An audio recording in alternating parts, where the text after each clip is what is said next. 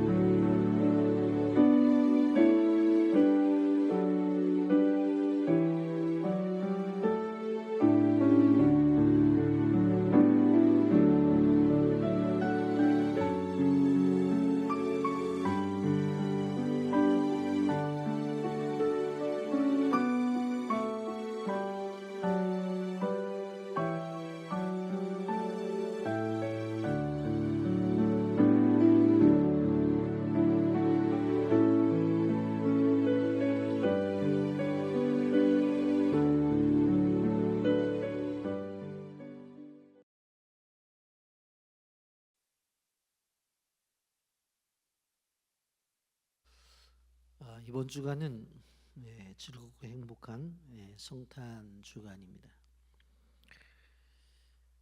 성탄절을 맞이해서 우리는 성탄의 진정한 의미와 가치가 무엇인지를 다시 한번 깊이 생각해 볼 필요성이 있습니다.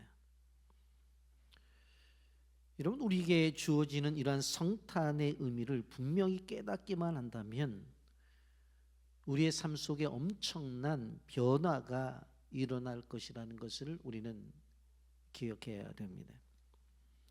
오늘 말씀은 처사장 가브리엘이 마리아에게 예수님의 탄생을 알리고 그 예수님이 태어난 의미와 하나님의 축복을 전한 말씀의 내용이 바로 우리에게 주어지는 말씀입니다. 여러분, 예수님이 이 땅에 태어나신 것은 하나님의 섭리입니다. 그리고 우리에게는 놀라운 은혜와 축복이라고 하는 것입니다. 그래서 오늘 성탄의 의미를 우리가 말씀을 통해서 들음으로 우리의 삶 속에서 하늘 문이 열리는 귀한 축복의 시간이 되기를 예수님의 이름으로 축복합니다. 여러분, 여섯째 달에 천사 가브리엘이 하나님의 부르심을 받아 갈릴리로 보내심을 받습니다. 오늘 26절 보게 되어지면 여섯째 달에 천사 가브리엘이 하나님의 보내심을 받아 갈릴리 나사렛이란 동네에 가서라고 말씀합니다. 가서 뭐라고 이야기를 해요? 28절에 보면 그에게 들어가 이르되 은혜를 받은 자의 평안할지어다 주께서 너와 함께 하시도다 라고 축복을 해요. 이 말에 마리아는 놀래죠. 그런데 천사는 뭐라고 말을 해요? 내가 은혜를 받았고 그렇기에 내가 아들을 낳을 것이라고 이야기를 해요. 30절과 31절에 보면 천사가 이르되 마리아여 무수하지 말라 내가 하나님께 은혜를 입었느니라 보라 내가 잉태하여 아들을 낳으리니 그 이름을 예수로 하라. 이런 분명코 마리아에게 찾아와서 천사 가브리엘이 아이를 낳게 될 텐데 그 아이는 남자아이가 될 것이고 이름까지 정해줘요. 그 이름을 예수로 하라. 여러분, 첫째 우리가 생각해 볼 것은 이름을 예수라 하라고 한 이 말씀입니다. 31절 보라 내가 잉태하여 아들을 낳으리니 그 이름을 예수라 하라. 여러분, 예수라고 하는 이름은 하나님의 계시예요. 보통 아이를 낳게 되어지면 부모가 그 이름을 짓게 되어지는데 이것은 그의 어머니 마리아가 지어준 것이 아니라 아버지 요셉이 지어준 것이 아니라 하늘 아버지가 지어준 거예요. 그러니 하늘 아버지가 지어줬으니 그 이름 가운데 하늘의 비밀이 담겨져 있다고 하는 것은 분명합니다. 그러면 예수라고 하는 단어는 무슨 뜻을 갖고 있어요? 자기 백성을 그의 죄에서 구원하십니다. 예수라고 하는 단어가 다른 뜻을 갖고 있는 것이 아니라 자기 백성을 죄에서 구원한다고 하는 뜻을 갖고 있어요. 그러니까 결국 예수님이 이 땅에 왜 오셨어요? 자기 백성을 구원하기 위해서. 여러분, 지금도 죄 가운데 방황하는 분이 계세요. 그럼 예수님을 만나면 돼요. 예수님을 영접하면 돼요. 왜? 죄 가운데 있는 우리를 구원하기 위해서 그분이 오셨기 때문에 죄 가운데 방황하는 사람들은 그 예수님 만나면 해결이 되는 거예요. 환자가 의사를 만나서 치료를 받든지 죄인은 바로 예수님 만나서 문제를 해결하는 거예요. 여러분, 우리가 가지고 있는 죄가 언제부터 시작이 되었지요? 첫사람 아담 때부터 시작이 되었어요. 그때부터 세상에 죄가 들어온 것입니다. 여러분, 죄의 본질과 죄의 목적이 무엇인가 하면 죄라고 하는 것은 하나님과 나와의 관계를 파괴하는 거예요. 하나님과 나와의 관계를 단절시키는 거예요. 그것이 바로 죄의 본질이고 죄의 목적이란 말이에요. 그런데 사탄이 그 목적을 달성해요. 그래서 결국 에덴 동산에서 쫓겨나게 되어진 것을 보게 되어집니다. 죄로 인해서 저주 가운데 살게 된 이후에 인간의 삶 속에서는 고통과 고난이 끊어질 날이 없었어요. 그래서 아담의 후예들은 바로 전부 죄 아래 갇히게 되어서 이것을 원죄라고 말을 해요. 그래서 구약의 성도들은 짐승들을 잡아서 피를 흘림으로 속죄 제사를 드려 사죄함의 은혜를 받았어요. 근데 마침내 예수 그리스도께서 이 땅에 오심으로 말미암아, 그리고 이 땅에 오셔서 단 한 번의 십자가의 죽으심으로 말미암아 누구든지 그를 믿기만 하면 구원을 얻는 놀라운 위대한 일을 행하셨습니다. 요한복음 3장에 보게 되어지면 유대의 관원이었던 니고데모가 예수님께 찾아와서 이렇게 얘기를 해요. 선생님, 하나님 나라에 들어가는 방법을 좀 가르쳐 주십시오. 그때 요한복음 3장 16절을 통해서 우리가 잘 아는 대로 하나님이 세상을 이처럼 사랑하사 독생자를 주셨으니 이는 그를 믿는 자마다 멸망치 않고 영생을 얻게 하려 하심이라고 말씀하셨습니다. 하나님의 외아들인 독생하신 예수 그리스도만이 영생의 길입니다. 그분만이 유일한 구원의 길이라는 것을 알아야 돼요. 그분만이 죄의 용서를 받을 수 있는 완벽한 길이라는 걸 알아야 돼요.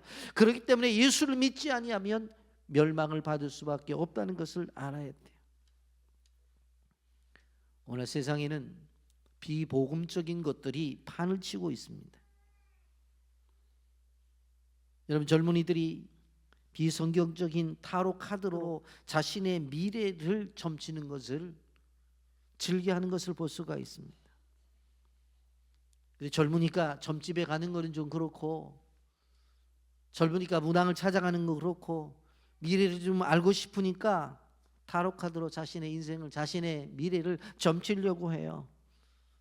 재미는 있어요. 그런데 성경적이진 않아요. 기대는 돼요. 그런데 맞질 않아요. 그냥 해보는 거예요.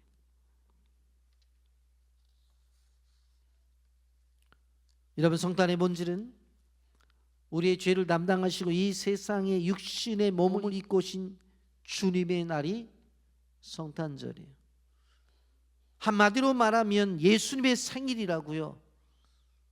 그분의 탄생은 인간의 죄를 대속하기 위해서 이 땅에 오셨어요. 그분 오신 날이에요. 이런 기독교 신앙에 있어서 중요한 핵심적인 두 가지가 있습니다. 첫째가 무엇인가 하면 인간의 전적인 타락이에요. 인간은 죄인이라고 하는 거예요. 그러면 죄를 지었으면 그 다음에 어떻게 죄의 문제를 해결해야 되잖아요. 그것이 예수 그리스도를 통한 속죄가 이루어진 거예요. 하나님과 나와의 관계 속에서 우리는 죄를 짓고 그 문제를 누가 해결해 주시는 것이에요? 바로 하나님께서 그의 아들을 보내심으로 말미암아 해결해 주시는 거예요. 그래서 인간이 가지고 있는 가장 해결할 수 없는 죄의 문제를 누가 해결해 주셔요? 하나님이 그의 아들을 보내심으로. 그래서 성탄은 이 죄의 해결에 있어서 가장 중요한 그 아들이 오신 날이라는 것을 우리는 기억해야 되는 거예요. 여러분, 예수라고 하는 이름이 뭐라고 그랬어요? 구원이라고 하는 뜻을 갖고 있다고 그랬잖아요. 우리가 예수를 믿음으로 말미암아 나타난 것이 무엇입니까? 죄에서 구원을 받습니다. 예수님을 믿음으로 말미암아 상처에서 치료를 받아요. 예수님을 믿음으로 말미암아 절망에서 일어남을 받아요. 예수를 믿음으로 말미암아 어둠에서 빛으로 나간다고 하는 거예요. 그렇기 때문에 여러분이 어떤 상황이 있든지 간에 여러분 일어나 나가면 하나님이 여러분을 구원해 주신다는 사실을 믿으시기를 예수님의 이름으로 축복합니다. 아멘. 두 번째로 다윗의 왕위를 그에게 주시겠다, 그렇게 말씀했습니다. 32절 33절 말씀에 보면 그가 큰 자가 되고 지극히 높으시니 아들이라 일컬어질 것이요 주 하나님께서 그 조상 다윗의 왕위를 그에게 주시리니 영원히 야곱의 집을 왕으로 다스릴 것이며 그 나라가 무궁하리라 그랬어요. 예수 그리스도는 다윗의 왕위를 이어받은 왕이 되십니다. 여러분, 예수님이 이루시는 나라는 절대로 무너지지를 않아요. 왜 그렇습니까? 그 나라 하나님의 나라이기 때문에 그래요. 그 나라가 왜 무너지지 않아요? 바로 하나님께서 주시는 하늘나라의 왕권을 가지고 다스리기 때문에 그렇다고 하는 것입니다. 예수님의 탄생에 대해서 예언을 한 것이 이사야서 9장 6절의 말씀입니다. 이는 한 아기가 우리에게 낳고 한 아들을 우리에게 주신 바 되었는데 그의 어깨는 정사를 메었고 그의 이름은 기묘자라 못살아 전능하신 하나님이라. 영존하신 아버지라 평강의 왕이라 할 것입니다. 평강의 왕이래. 예수님이 왕으로 오시게 되어지는데 평강의 왕으로 오실 것에 대해서 이사야 선지자가 예언했던 것을 바라볼 수가 있습니다. 그래서 예수를 믿는 사람들에게는 평안이 주어지고 예수를 믿는 사람들에게는 평강이 주어진다고 하는 것을 우리는 알아야 돼. 마태복음 9장에 보면 두 명인이 예수님을 따라오면서 뭐라고 얘기해? 27절에 보면 다윗의 자손이 우리를 불쌍히 여기셔서 간청하는 장면이 나오죠. 다윗의 자손이라고 했어요. 왕권을 가지고 계신 분, 다윗의 왕권을 가지고 계신 분이 예수 그리스도예요. 예수님을 생각해 보면 그분은 사실 하나님이십니다. 이 세상에 인간의 몸을 입고 오신 그 예수님은 온 우주를 통치하시는 그 왕권을 가지고 계신 분이에요. 그 왕이신 예수님께서 우리 인생의 삶 속에서도 왕이 되어지길 원해요. 여러분, 끊임없이 예수님이 왕이 되어져야 된다는 것에 우리가 인정을 하고 그 왕이 되심에 대해서 노래하고 찬양을 드려야 돼요. 그래서 우리가 찬양을 부르지 않아요. 왕이신 예수라고. 왕이신 예수라고. 그러면 예수님이 왕이 되어지지 않으면 어떤 일이 벌어지는 줄 아세요? 내가 왕이 되는 거예요. 예수님이 왕이 되어지지 아니하면 죄가 왕이 되어지고, 예수님이 왕이 되어지지 아니하면 세상의 욕심이 왕이 되어지고, 예수님이 왕이 되어지지 아니하면 사탄이 왕이 되어지는 거예요. 왜요? 우리 인간은 누군가는 섬기며 살아가는 존재로 있기 때문에 그래요. 그런데 그런 것을 깨닫지 못하고 어떤 사람들은 돈을 왕으로, 어떤 사람들은 자녀를 왕으로, 어떤 사람들은 사업을 왕으로, 어떤 사람들은 세상의 명예를 왕으로 살아가는 사람들이 세상에 너무나 많이 있어요. 여러분 기억하셔야 돼요. 우리는 오직 왕이 누구시라고요? 예수 그리스도. 그분 한 분만이 왕이심을 고백하며 믿고 살아가시기를 예수님의 이름으로 축복합니다. 그리고 또 한 가지, 그분은 하나님의 아들이라고 말씀하고 있습니다. 34절과 35절에 보면 마리아가 천사에게 말하되 나는 남자를 알지 못하니 어찌 일이 있으리까? 천사가 대답하여 이르되 성령이 내게 임하시고 지극히 높으신 이의 능력이 너를 덮으시니 이러므로 나실 바 거룩한 이는 하나님의 아들이라 일컬어지리라. 하나님의 아들이래. 천사가 와서 마리아에게 이야기하니까 마리아가 이야기를 하는 거예요. 나는 남자를 알지 못하는데 어떻게 내가 아이를 가질 수가 있느냐고. 내가 남자와 잠을 자지 않았는데 어떻게 내가 아이를 가질 수 있느냐고. 그랬더니 뭐라고 말해? 천사가 성령이 내게 임하시고 지극히 높으신 이의 능력이 너를 덮게 되어지면 그 일이 일어날 수가 있다고 말을 해요. 여러분, 우리가 기억해 봐야 될 것이 무엇인가 하면 우리의 삶 속에서 우리가 부족해서 감당할 수 없다고 하는 고백을 할 수 있잖아요. 우린 연약해서 이러한 일을 이룰 수 없다고 고백을 하잖아요. 그럴 때 어떤 고백이 있어야 되냐면 나는 부족하고 연약하고 분명합니다. 그러나 성령이 내게 임하시고 지극히 높으신 이의 능력이 나를 덮으면 이 일을 이룰 수가 있다고 고백하며 나가야 됩니다. 여러분, 하나님의 능력이 우리에게 임하면 그 불가능한 일을 해낼 수 있다는 사실을 기억하시기를 바랍니다.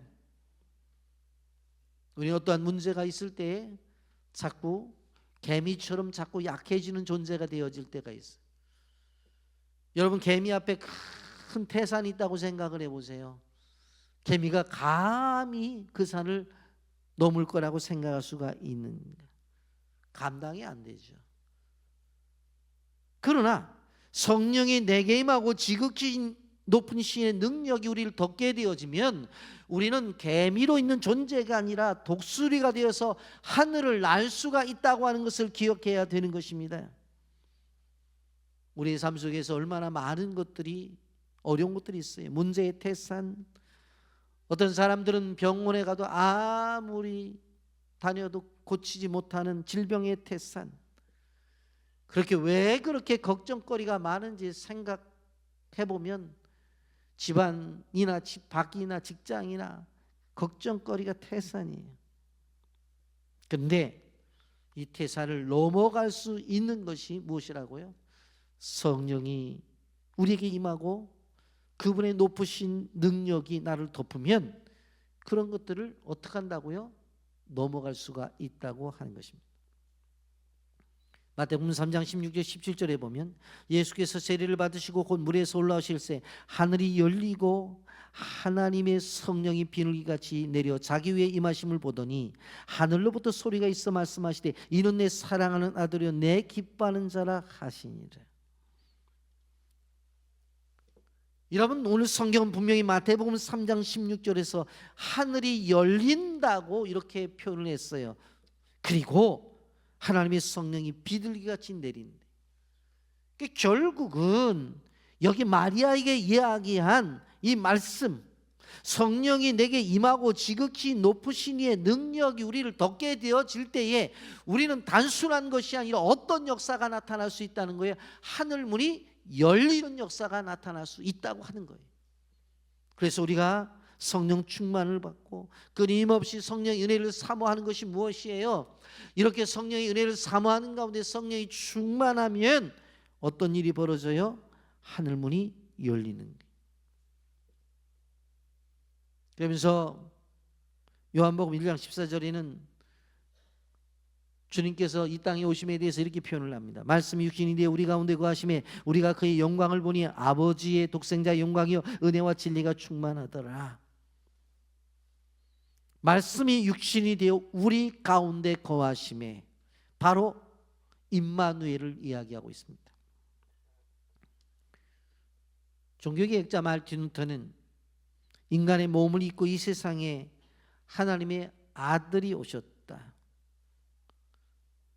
그 성탄은 하나님께서 우리를 사랑하시는 사랑의 최고봉이라고 그렇게 말을 했어요. 여러분, 제가 말씀을 시작하면서 말씀을 드렸는데 성탄의 의미를 진정 깨달을 수만 있다면 우리의 인생이 바뀔 수 있다고 하는 것을 우리는 기억해야 됩니다. 독생자 예수 그리스도가 이 땅에 오신 것이 하나님이 우리에게 주시는 최고의 선물이라고 하는 것을 우리는 기억해야 되는 것입니다. 그렇기 때문에 성탄절이 되었다고 해서 그냥 단순한 인간적인 기쁨이나 즐거움에 만족해서는 안 된다고 하는 거예요. 여러분, 예수 그리스도가 이 땅에 임하신 것처럼 결국 성탄을 통해서 우리가 알아야 되는 것은 그분이 나에게 임하고 그분이 우리 가정에 임하고 그분이 우리 직장과 교회에 임해야 된다고 하는 것입니다. 이 축복의 길을 예수님의 이름으로 축복합니다. 그런데 그 이름을 임마누엘로 한다고 그렇게 말했죠. 마태복음 1장 21절과 23절 이 모든 일이 된 것은 주께서 선자로 하신 말씀을 이루려 하심이 이르시되 보라 처녀가 잉태해 아들을 낳게 될 것이요 그 이름을 임마누엘이라 하리라 하셨으니 이를 번역한즉 하나님이 우리와 함께 계시다 합니다. 하나님의 아들 예수 그리스도가 이 땅에 오실 때에 임마누엘로 오셨다고 하는 것입니다. 우리와 함께 하기 위해서 오셨다고 하는 것입니다. 창세기 28장에 보면 야곱이 자기 고향을 떠나서 밧단 아람으로 가게 되어지는데 베델에서 돌을 베개로 삼고 그가 누워 잠을 자잖아요. 근데 그때에 사닥다리가 바로 세워지더니 하나님의 사자가 바로 오르락 내리락 하는 것들을 본 거예요. 사닥다리가 땅에서 하늘에 닿아 있고 하나님의 사자들이 오르락 내리락 하는 것을 본 거예요. 그런데 그때에 그 사자가 뭐라고 얘기를 해요? 창세기 28장 15절에 내가 너와 함께 있어 내가 어디로 가든지 너를 지키며 너를 이끌어 이 땅으로 돌아오게 할지라 내가 내게 허락한 것을 다 이루기까지 너를 떠나지 아니하리라 하시니라. 내가 내게 허락한 것을 다 이루기까지 너를 떠나지 않는다고 말씀했어요. 베델에서 야곱이 이 말씀을 들은 것처럼 우리도 들은 존재로서 살아가야 된다는 것을 아셔야 돼요. 예수님께서 이제 승천하시기 앞두고서 뭐라고 말씀하세요?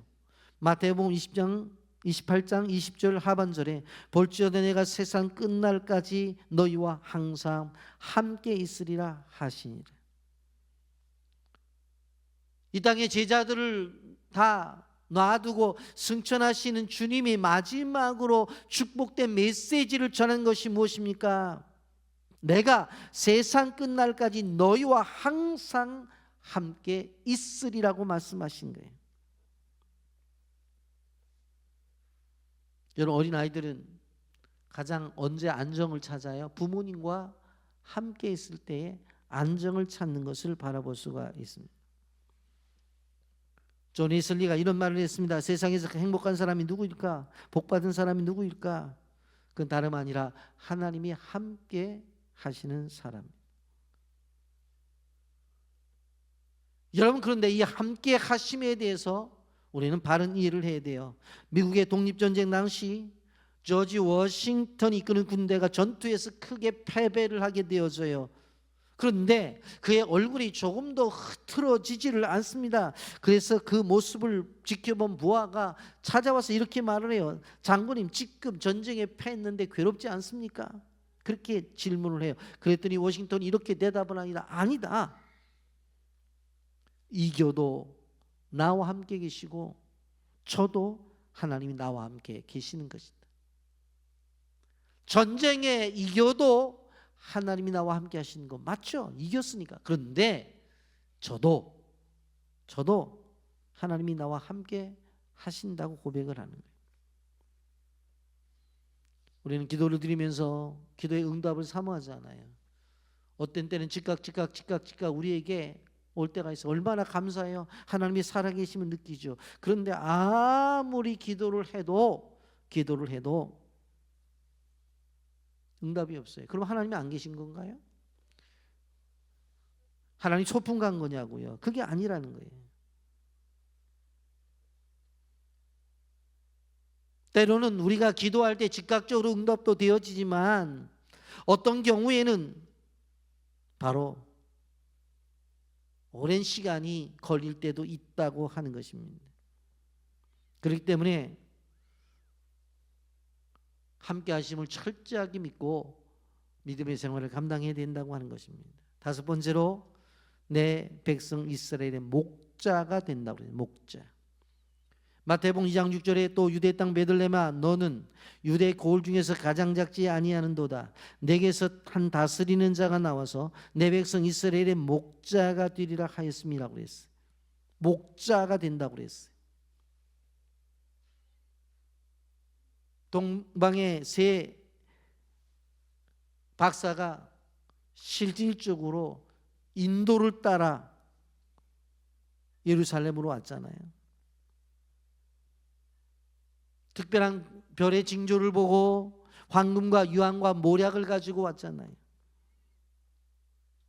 목자와 양의 관계에 있어서 중요한 것은 뭐냐면 목자는 양을 잘 이끌어 간다고 하는 거예요.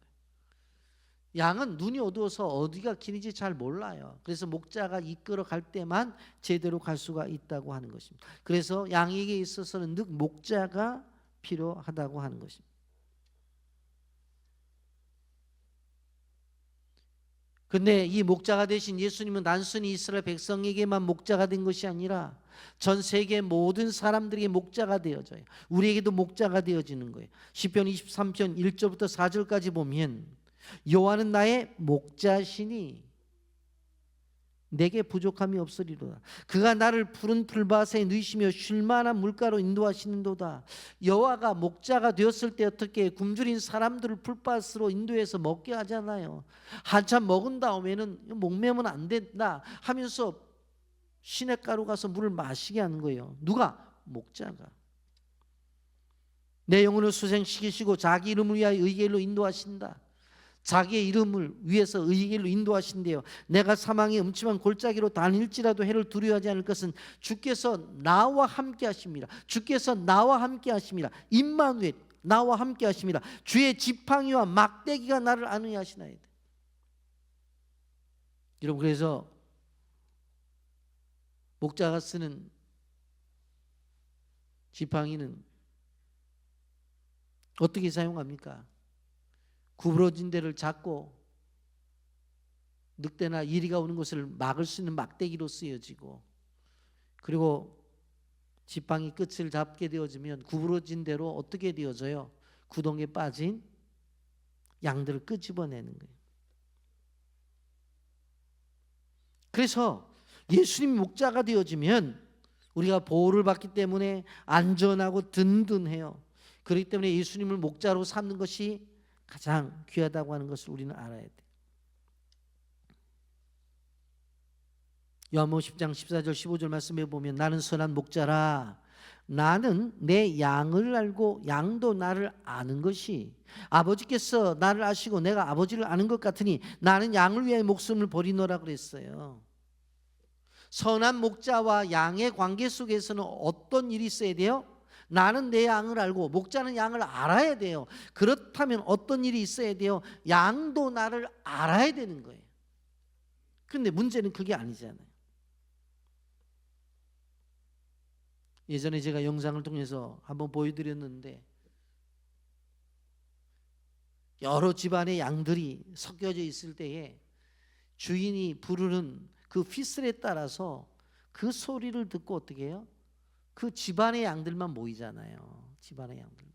어떻게 저렇게 정확할 수 있을까? 그 이야기가 무엇입니까? 양도 목자를 알기 때문에 그런 거예요. 알기 때문에. 선한 목자이신 예수님이 우리를 위해서 목숨을 버리셨어요. 그에게 구원의 길을 인도하셨고 의의 길로 인도하시는 거예요. 그렇기 때문에 그분에게 우리의 인생길을 맡기셔도 되는 거예요. 이렇게 세상이 갈등과 혼론 속에서 있을 때에 우리를 건져주시고 바른 길을 제시하시는 분은 오직 주님밖에 안 계신 거예요. 계시록 7장 17절에 보게 되어지면 이는 보좌 가운데 계신 어린 양이 그들의 목자가 되사 생명수 샘으로 인도하시고 하나님께서 그들의 눈에서 모든 눈물을 씻어 주실 것입니다. 보좌 가운데 계신 어린 양이 그들의 목자가 되사, 이 목자의 사명 자체는 이 땅에 계실 때만이 아니라 이 계시록 말씀에 보면 이미 승천하셔서 하나님 보좌 우편에 계셔요. 그런데 그곳에 계시면서도 무슨 역할을 해요? 목자의 역할을 하고 계신다고 하는 것입니다. 얼마나 감사해요. 세상을 살다 보면 세월이 얼마나 빠른지 몰라요. 20대 때는 20km로 가는 것 같은데 저도 나이 60대 보니까 60km로 간다. 나이 70이 되면 70km로 가겠죠. 근데 인생에 있어서 20대든 30대든 40대든 요즘 뭐 100세 세대라고 해서 100세를 살든지 간에 그 인도하심 앞에 누가 계신 거예요? 목자 대신 예수님이 계신 거예요. 어제 제가 좀 마음이 슬픈 일이 있었는데 저랑 같이 교육전사를 같이 했던 분이에요. 그리고 총신대학 신학대학원 1년 후배예요. 그런데 어제 하나님의 부르심을 받았어요. 그러니까 계산이 나오잖아요. 요즘 세상에서 젊다고 하는 분이잖아요. 근데 하나님의 부르심을 받았어요. 왜 그 목사님을 일찍 데려가셨을까?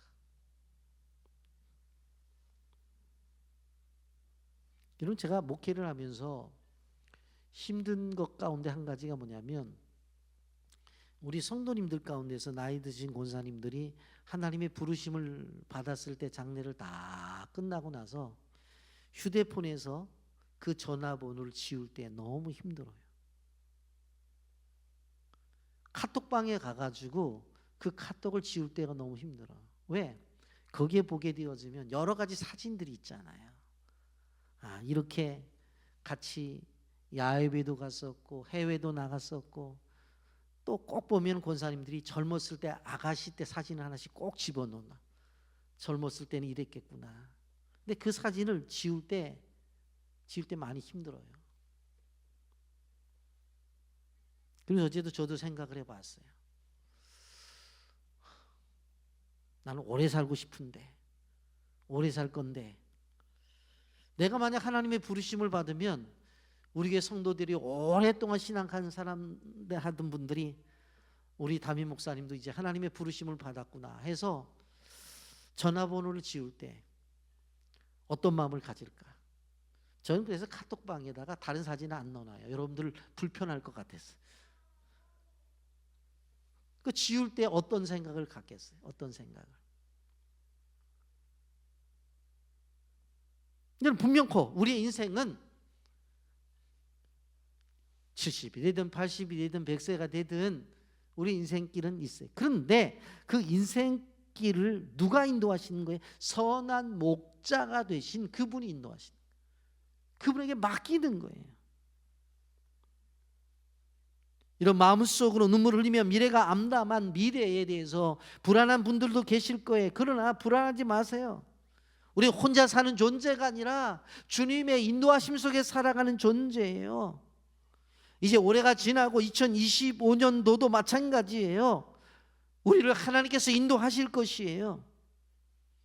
그래서 목자 대신 예수님을 영접하는 성탄절이 되어야 되는 것입니다. 말씀을 정리합니다. 예수님이 이 땅에 오심, 창세기 12장에 아브라함에게 주신 교한 약속의 말씀의 응답이에요. 창세기 12장 2절 3절에 이렇게 말하죠. 내가 너로 큰 민족을 이루고 내게 복을 주어 내 이름을 장대하게 하리니 너는 복이 될지라. 너를 축복하는 자에게는 내가 복을 내리고 너를 저주하는 자에게는 내가 저주하리니 땅의 모든 족속이 너로 말미암아 복을 얻을 것이라. 이 땅의 모든 족속에게 필요한 분이 누구예요? 예수님이에요. 예수님. 모든 족속이 너로 말미암아 복을 얻을 것이라.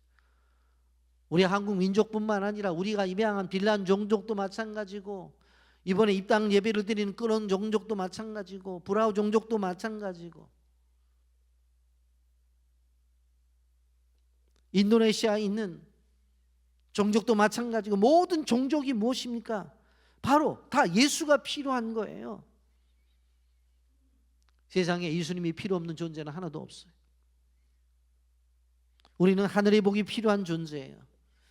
그런데 이 하늘의 복이 필요하다고 할 때 단순히 복 주시옵소서가 아니라 하나님이 쏟아 부어주시는 복이 필요한 존재예요.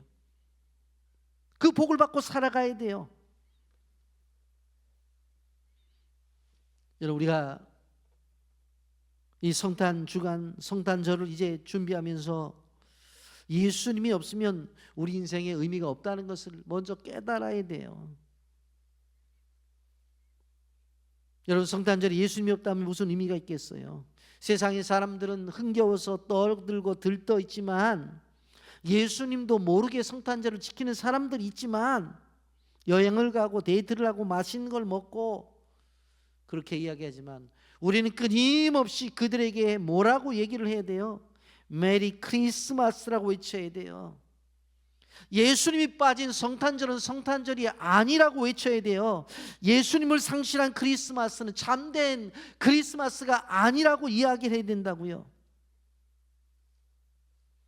오늘 우리가 이렇게 성탄절을 맞이하기 전에 3일 전에 예배를 드리는 것도 왜 그래요? 이제 잘 준비해서 3일만큼이라도 그 주님과 동행하고 주님의 인도하심 속에 살아가자. 진정한 메리 크리스마스가 되자. 우리 영적인 눈을 들어 믿음으로 오신 예수님을 좀 바라보자는 거예요. 성탄주일에 그 예수님을 다시 만나자고 하는 것이에요. 그럴 때 우리 삶이 바뀌어지는 거예요. 바뀌어지는 거예요. 여러분 꼭 기억하십시오.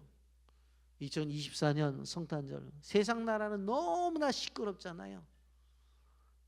이 시끄러운 세상 속에서 평화를 누리시기를 주님의 이름으로 축복합니다. 어떻게 하면 돼요? 오신 예수님을 영접하는 거예요. 그리고 그 예수님과 동행하는 거예요. 그리고 그 주님이 인도하심을 따라 살아가는 거예요. 그러면 되는 거예요. 어렵지 않잖아요. 물론 우리가 이미 예수님 믿은 사람이에요. 그런데 성탄절에 기쁘다 구주 오셨네. 예전에는 새벽송도를 하고 있지만 지금은 그것도 못하지만 그냥 하시라고 혼자 기쁘다 구주 오셨네. 기쁘다 구주 오셨네. 찬송 부르고 오셨잖아요. 그분과 함께 살으라고. 그리고 인생을 살아가면서 그분의 인도하심을 따라 졸졸졸졸 따라가라고. 그러면 그것이 승리라는 거예요. 그러한 성도, 그러한 교회, 그러한 기업, 그러한 나라 민족이 되기를 예수님의 이름으로 축복합니다. 아멘.